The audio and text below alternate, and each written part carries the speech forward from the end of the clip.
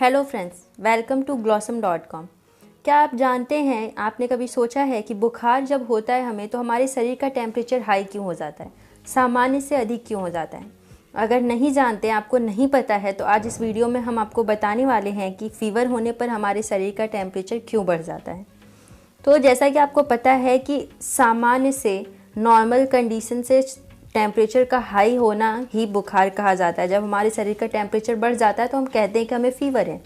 तो हमारे शरीर का जो नॉर्मल टेम्परेचर होता है वो 37 डिग्री सेल्सियस या 98.6 डिग्री फ़ारेनहाइट होता है, और जब उससे अधिक तापमान हो जाता है तो उसे फ़ीवर कहते हैं। और 24 घंटे में, जैसे पूरे दिन में, कभी जैसे मॉर्निंग होता है, इवनिंग होता है, आफ्टरनून होता है, तो इन सभी में कभी टेम्परेचर हाई होता है।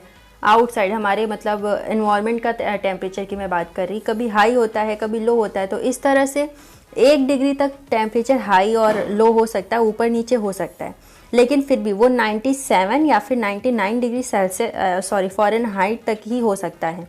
और जब उससे हमारे शरीर का टेम्परेचर हाई जाता है या 100.4 डिग्री फ़ारेनहाइट से टेम्परेचर हाई हो जाता है, तो हमें मान लेना चाहिए कि हमें फ़ीवर है। लेकिन टेम्परेचर का हाई होना क्यों हो जाता है हमारे शरीर का टेम्परेचर हाई? तो जब हमारे शरीर का तापमान बढ़ जाता है तो हमें ये बिल्कुल समझ जाना चाहिए कि हमारे शरीर के अंदर कोई अस्वस्थता चल रही है। हमें समझ जाना चाहिए कि हमारे भीतर किसी प्रकार की थोड़ी बहुत अस्वस्थता है, इन्फेक्शन है, और उसी पर काम करने के लिए हमारे शरीर ने अपना टेम्परेचर हाई कर दिया है। जब हमारे अंदर किसी तरह के वायरस या बैक्टीरिया घुस जाते हैं, जो हम जिन वायरस या बैक्टीरिया के हमारे शरीर को ज़रूरत नहीं होती है, तो हमारा शरीर उस वायरस या बैक्टीरिया से लड़ने के लिए अपना टेम्परेचर हाई कर देता है।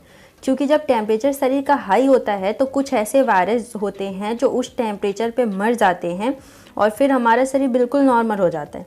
तो इसीलिए उस टेम्परेचर और उस बैक्टीरिया और वायरस से बचने के लिए है, ऐसे ही मतलब अनचाहे बैक्टीरिया से बचने के लिए हमारा शरीर अपना टेम्परेचर बढ़ा देता है, जिससे वो बैक्टीरिया मर जाएं और फिर हमारा शरीर फिर से नॉर्मल कंडीशन में आ जाए।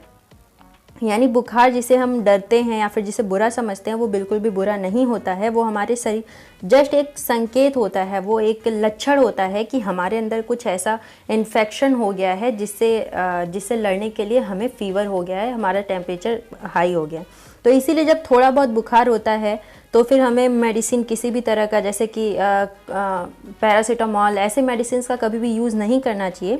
नॉर्मली 3-4 दिन तक बुखार हो सकता है, तो तब हमें मेडिसिन नहीं खाना चाहिए, क्योंकि किसी भी मेडिसिन का अपना एक अलग ही साइड इफ़ेक्ट होता है। तो जिसे हम बुखार ठीक करने के लिए खाते हैं, और वो भी ऐसी चीज़ को ठीक करने के लिए खाते हैं जो एक्चुअली में हमें ठीक करने के लिए ही वो हुआ ही है। तो इसलिए मैं आपको सजेस्ट करूंगी कि थोड़े बहुत बुखार या फीवर में तुरंत ही मेडिसिन का यूज़ ना करें। आपने देखा होगा जब शरीर दर्द होता है या फिर हेडेक हो जाता है या फिर कुछ और भी छोटी मोटी सर्दी जुकाम तक हो जाता है, तो उसमें भी फीवर हो जाता है। क्यों?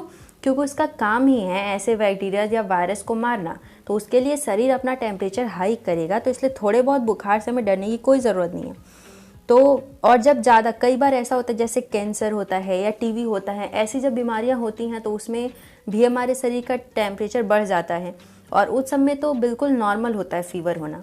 तो उस समय अगर फीवर 3-4 दिन से ज़्यादा हो जाता है या फिर बहुत ज़्यादा हो जाता है, तब जाके हमें डॉक्टर का सलाह लेना चाहिए, ना कि अपने से कोई मेडिसिन खा लेनी चाहिए। और जो डॉक्टर के सलाह से हमें कोई भी मेडिसिन यूज़ करना चाहिए।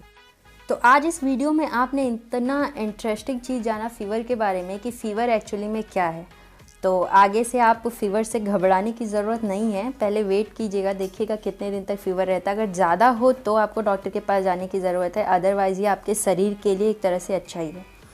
तो चलिए, इसके साथ ही आज का वीडियो ख़त्म करते हैं। मिलते हैं नेक्स्ट वीडियो में किसी नए और बहुत ही इंटरेस्टिंग चीज़ों के साथ, फैक्ट के साथ। तो तब तक के लिए नमस्कार।